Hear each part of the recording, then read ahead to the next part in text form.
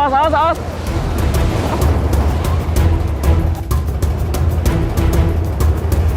Ini titik yang ombaknya paling besar yang saya datangin, pemirsa, selama di Indonesia aku.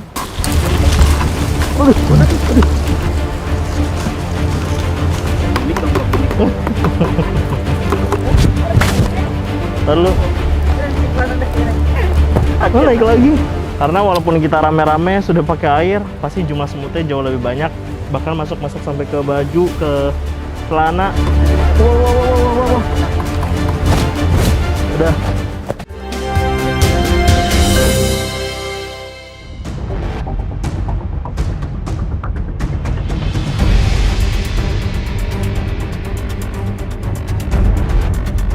Tim Indonesiaku kali ini mendatangi desa paling ujung di garis pantai selatan, yakni Desa Paranggupito. Letaknya di Apit Provinsi Jawa Timur dan Daerah Istimewa Yogyakarta.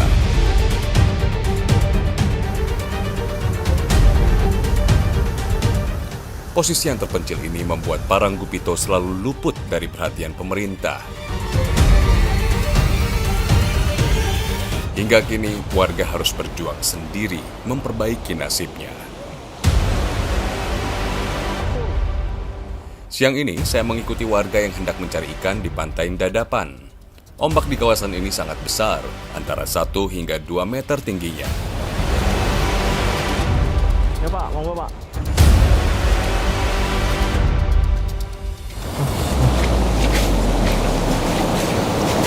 Ini titik terjauh yang bisa mereka jangkau biasanya ada di bawah-bawah lempengan batu itu, pemirsa. Tapi kalau buat saya sepertinya itu terlalu berbahaya, jadi mereka akan ke sana sendiri.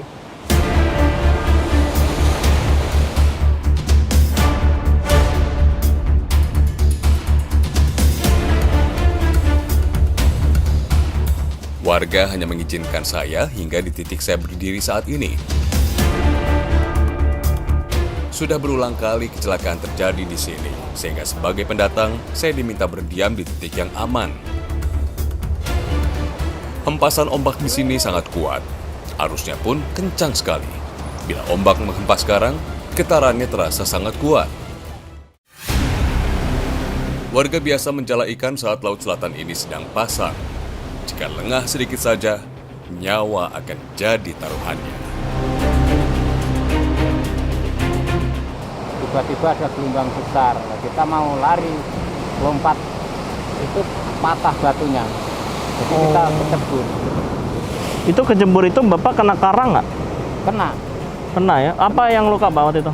Di dada, perut sini, sama paha. Oh, Ini. aduh. Oh, maaf Pak. Itu ya. Ini bekas luka-luka itu dalam berarti itu Pak? Dalam. Lukanya ya? Dalam. Yang sini yang agak dalam. Oh. Nah sekarang kalau kembali ke laut Bapak ngerasa trauma nggak Pak? Ya trauma sih. Kalau ada gelombang besar gitu agak was-was juga.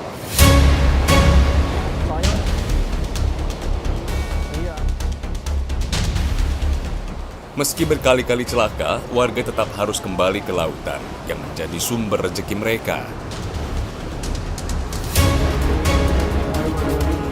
1-2 kali melempar jala, Sugeng dan kawan-kawan belum juga mendapatkan ikan. Sugeng, Suprapto, dan Tono pun bergeser ke titik lain yang lebih dalam. Harapannya, mereka akan mendapatkan kawanan ikan yang lebih banyak. Nah, benar saja, beberapa ekor ikan mulai tersangkut dalam jaring mereka.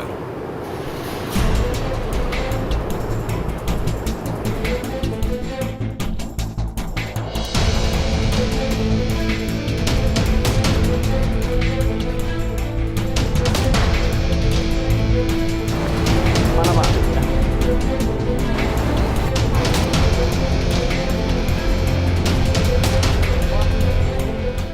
Wah, sayangnya hanya ikan-ikan kecil dan sedang yang mereka dapatkan.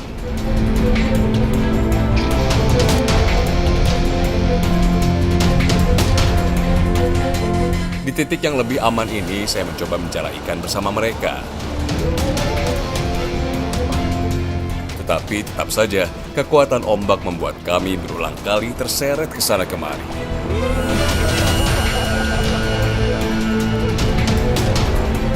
Arus laut selatan ini benar-benar sangat kuat. Awas, awas, awas.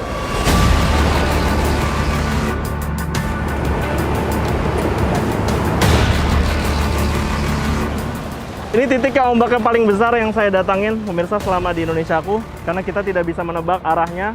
Kita ada di tengah-tengah teluk dan ombaknya arusnya dari mana-mana. Dan itu kencang sekali. Pak.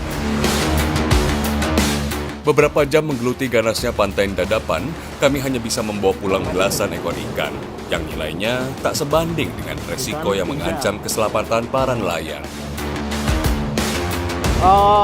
Pulang dari laut di rumah itu saya itu tidur aja dikasih daun pisang biar jangan lukanya itu lengket toh.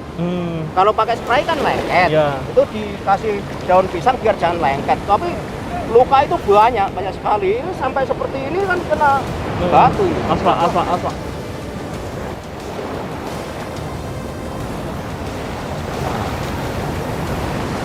Waktu itu berapa lama Bapak kejebak di gua tuh, Pak?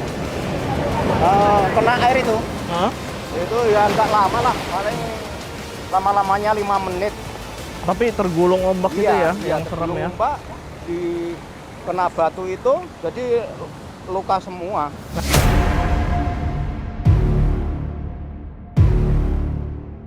Ombak hari ini masih terbilang kecil. Bila laut sedang mengamuk, ombak pantai Dadapan bisa mencapai 6 hingga 7 meter.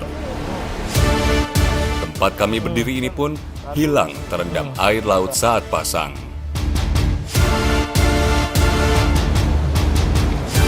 Nah, dapat nih Bu, lumayan Bu. Para ibu bertugas mengikat 2 ekor ikan dalam satu simpul untuk dijual. Tapi kalau lagi banyak, pernah sampai berapa Bu? Ya kalau lagi banyak, lagi pas ada ikan gitu ya sampai satu orang bisa 100.000 kalau pas lagi untung. Oh, tapi seringan untung apa segini biasanya? Seringan kagak untungnya. Walah, resikonya besar Ibu. Resikonya nyawa.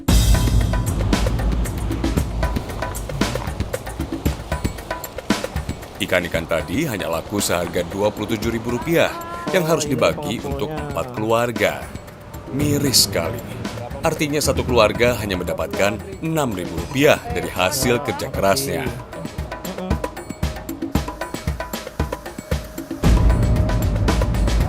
Tak mau menyerah, warga mengajak saya pindah ke pantai Njojogan yang bersebelahan dengan pantai Dadapan. Di sini batu karang terhampar lebih luas. Di sini kami akan mencari kepiting. Lokasi pencarian kepiting hanya 50 meter dari bibir pantai. Jadi untuk mencari kepiting kita butuh tempat yang memang lagi pasang supaya mereka ke darat dan nanti kita bisa mengambil kepitingnya, tapi kita butuh titik-titik terjauh untuk bisa mendapatkan kepiting yang lebih banyak lagi dibandingkan di wilayah yang ini. Saya terpaksa melangkah pelan-pelan karena bila salah pijak, kaki bisa terluka tertusuk batu karang. Ya. Kami juga harus waspada pada datangnya ombak besar yang kuat. Ya. Allah, batunya.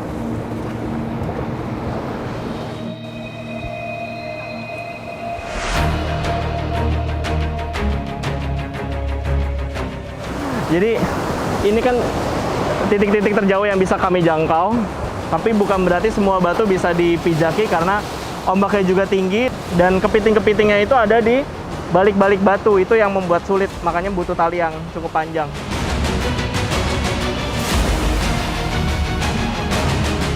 Namun kami harus tetap fokus memancing kepiting dengan umpan potongan daging ikan atau gurita.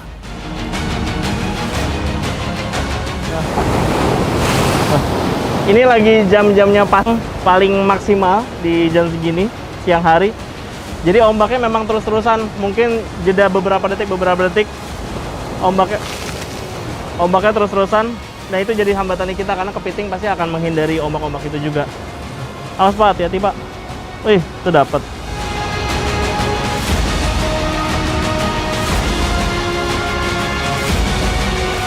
Beruntung kami akhirnya mendapatkan beberapa ekor kepiting berukuran kecil dan sedang karena kepiting besar hanya muncul di malam hari.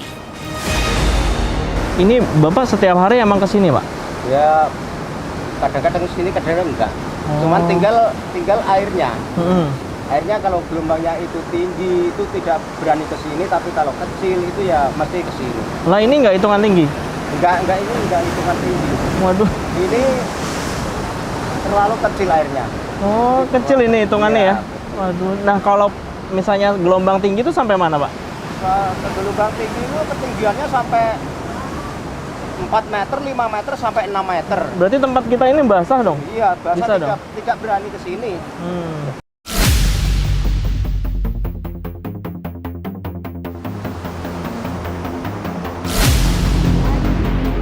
Kami pun pulang, membawa hasil yang tak seberapa ini.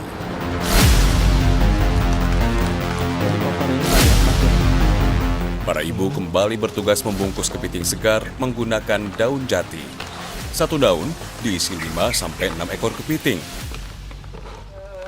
Harganya sangat murah, hanya 3 ribuan rupiah. Sungguh tak sebanding dengan peluk perjuangan pencarian tadi. Biasanya buat beli bumbu-bumbu atau mungkin minyak gitu. Itu setelah diambil terus dibungkus-bungkus, itu nggak ada yang diolah lagi sama Mbak? Kalau Misalnya ada yang jualnya bentuk makanan gitu? Kalau kepiting? enggak Enggak ya? enggak pernah. Tapi kadang-kadang cuma dimasak. Kan tetangga kita ya ada yang banyak yang tua-tua gitu, terus nanti dibagi-bagi gitu bisa. Untuk ketiga kalinya kami berpindah pantai. Kali ini kami menuju Pantai Klotok yang terbilang landai. Kali ini yang mereka cari sangat berbahaya pemirsa, karena saya juga mau bantuin dari tadi, tapi terpaksa nggak bisa. Yang mereka cari adalah ular laut. Ini kalau nggak hati-hati, ular laut biasanya menggigit ke bagian kaki ataupun tangan ketika kita mancing. Jadi biar warga yang ambil, saya nunggu di sini, karena buat orang yang tidak biasa itu berbahaya buat saya. Ya, warga menyebut belut yang hidup di pasir ini dengan nama ular laut. Sebenarnya ini adalah belut morai yang biasa dikonsumsi warga pesisir. Bila dilihat sekilas, belut morai yang bercorak titik-titik hitam putih memang sangat mirip dengan ular laut. Tapi paling panjang tadi berapa Pak? 1,5 meter ada. 1,5 meter. Nah itu gimana nangkepnya? Panjang pakai gitu. pentungan. Pakai pentungan. Jadi Bukan begitu pentungan kayu. ngeliat kepalanya langsung dipukul. Kalau udah diangkat, Ah. dibawa lari ke pinggir, Ah. pentungi. Oh. Kalau misalkan dibawa hidup-hidup kenapa Pak? Nggak bisa, Nggak bisa? takut menggigit. Oh gitu, Iya. menggigit. Takut menggigit. Oh. Nggak berbisa tapi sakit banget. Oh dia nggak berbisa yang ini? Nggak. Pernah Bapak kegigit? Pernah, Oh itu nggak apa-apa? nggak apa-apa tapi cuma luka. Bener Pak, nggak berbisa, nggak Nggak. bengkak gitu? Nggak bengkak tapi cuman lukanya agak dalam gitu. Oh.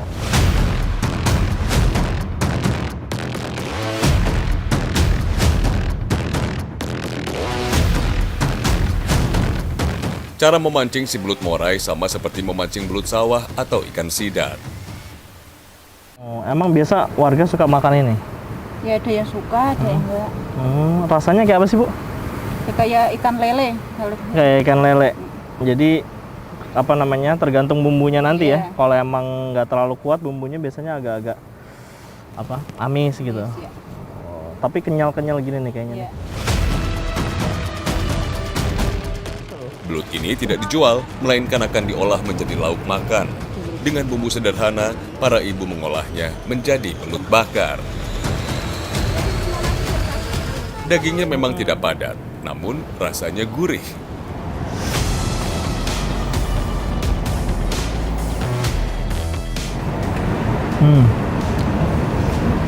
Rasanya seperti lele pemirsa.